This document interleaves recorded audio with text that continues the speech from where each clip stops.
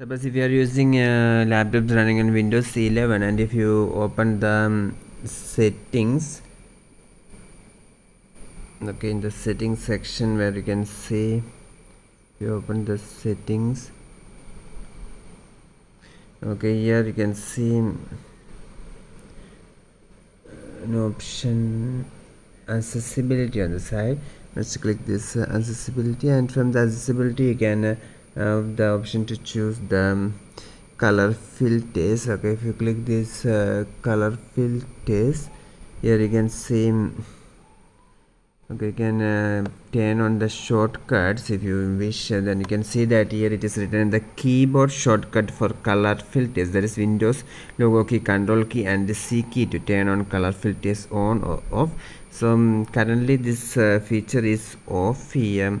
Okay, can enable by clicking here. You must turn on or toggle this button.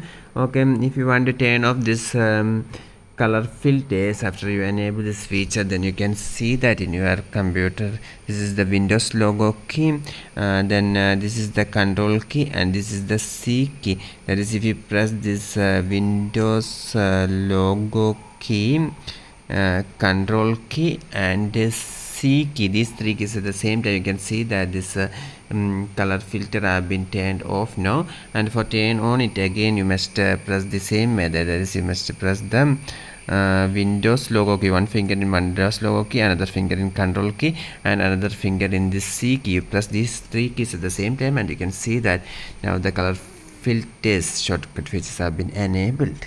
Of this video, see for more videos, subscribe and stay with Engineers Online. Thank you.